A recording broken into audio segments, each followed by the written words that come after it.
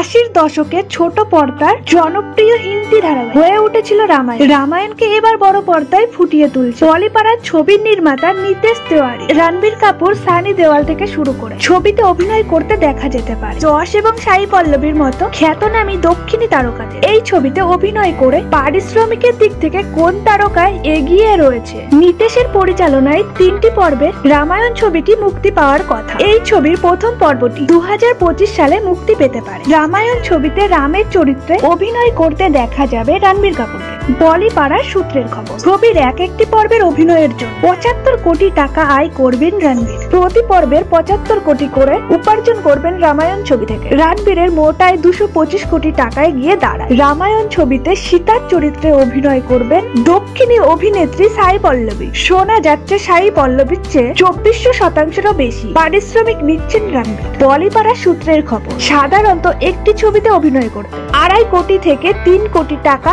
পারিশ্রমিক নেন তিনি, কিন্তু রামায়ণে অভিনয় করতে তার দ্বিগুণ আয় করছেন অভিনেত্রী। রামায়ণ ছবিতে প্রথম পর্বের অভিনয় করে 6 কোটি টাকা উপার্জন করতে পারেন সাই, অর্থাৎ 3টি পর্বের জন্য সমপরিমাণ পারিশ্রমিক পেলে মোট 18 কোটি টাকা আয় করবেন অভিনেত্রী। শোনা যাচ্ছে রামায়ণ ছবিতে রাবণের চরিত্রে অভিনয় করতে দেখা যাবে কর্ণার ছবি KGF খ্যাত যশকে। সাধারণত ছবি প্রতি 20 কোটি টাকা উপার্জন করেন দক্ষিণী অভিনেতা, তবে KGF ছবিতে দ্বিতীয় পর্বের অভিনয় করে 30 কোটি টাকা আয় করেছিলেন তিনি। বলিউড সূত্রের খবর, রামায়ণ ছবিতে খলনায়কের চরিত্রে অভিনয় করতে 50 কোটি টাকা পারিশ্রমিক নিচ্ছেন যশ, অর্থাৎ 3টি পর্বের অভিনয় করে মোট 150 কোটি টাকা আয় করবেন অভিনেতা। 80-র দশকের রামায়ণ ধারাবাহিকে রামের চরিত্রে অভিনয় করে জনপ্রিয় হয়ে ওঠেন অরুণ গোবিন্দ। রামায়ণ ছবিতে দশরথের ভূমিকায় দেখা যেতে পারে তাকে, তবে অরুণের কত পারিশ্রমিক পেতে পারে তা এখনো জানা যায়। রামায়ণ ছবিতে লক্ষণের চরিত্রে অভিনয় করতে দেখা যাবে নবীনকে। কৌতুকে মোড়া চরিত্রে অভিনয় করে পরিচিতি তৈরি করেছেন তেলেগু অভিনেতা